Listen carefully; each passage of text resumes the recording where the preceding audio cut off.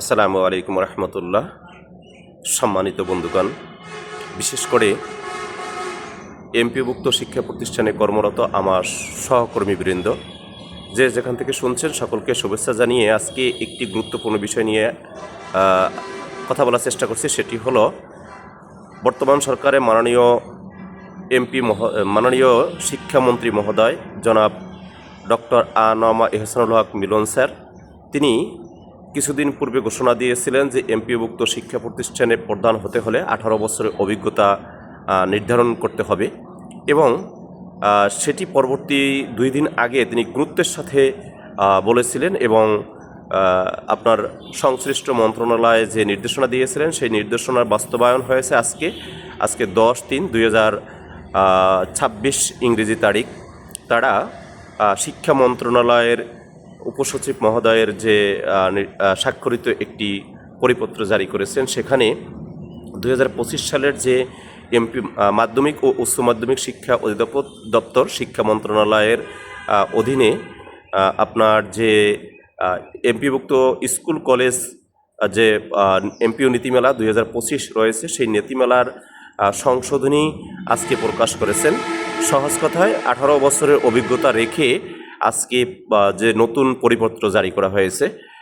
এখন থেকে শিক্ষা প্রতিষ্ঠানের প্রদান হতে হলে আপনার সংশ্লিষ্ট পদে যদি আসতে হয়, অবশ্যই অধ্যক্ষ এবং আপনার প্রধান শিক্ষক, এই 2 পদের জন্য 18 বছরের সহকারী শিক্ষক পদে 18 বছরের অভিজ্ঞতা থাকতে হবে, অথবা প্রভাষক পদে সব মিলে 18 বছর অভিজ্ঞতা থাকতে হবে।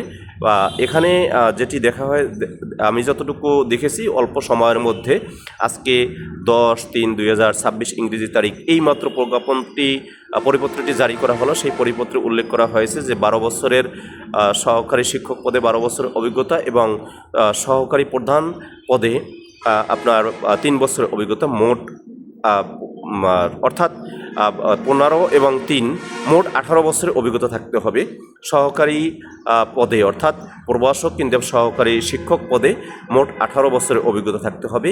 এই 18 বছর, সহজ কথা হলো 18 বছর নির্ধারণ করে, 18 বছর অভিজ্ঞতা নির্ধারণ করে আজকে পরিপত্রটি জারি করেছে মাধ্যমিক ও উচ্চ মাধ্যমিক শিক্ষা অধিদপ্তর শিক্ষা মন্ত্রণালয়।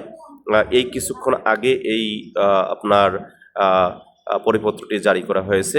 এটি অত্যন্ত আসলে আমাদের জন্য, আমরা যারা ইয়াং জেনারেশন রয়েছে তাদের, বা আমরা যারা নতুন শিক্ষক, ইতিমধ্যে আপনারা জানেন যে ইতিমধ্যে প্রতিষ্ঠানের প্রধান সহকারী প্রধান পদে আবেদনের কার্যক্রম আপনার শেষ হয়েছে। এনটিআরসি কর্তৃপক্ষ আবেদন নিয়েছে এবং সেখানে আপনার পূর্ববর্তী নীতিমেলা অনুসারেই নিয়েছে। কিন্তু তারপরও মাননীয় শিক্ষামন্ত্রী মহোদয়ে যেহেতু তার নির্দেশনা দিয়েছেন এবং সেই নীতিমালা আপনার পরিবর্তন করে আজকে পরিপত্র জারি করেছেন, সেহেতু আর এখানে আমাদের কিছুই করার নেই। 18 বছরে যারা হয়েছে তারা হয়তো আবেদন করতে পারবে। এখন পরবর্তী সময় এনটিআরসি কর্তৃপক্ষ কী সিদ্ধান্ত নেয়, অর্থাৎ কিভাবে তারা এই যারা আবেদন করেছে 18 বছরের নিচে যারা আবেদন করেছে তাদের কি হবে, এ নিয়ে হয়তো পরবর্তী নির্দেশনা দেবে। তো সেই অপেক্ষায় আমরা আছি। ধন্যবাদ সকলকে।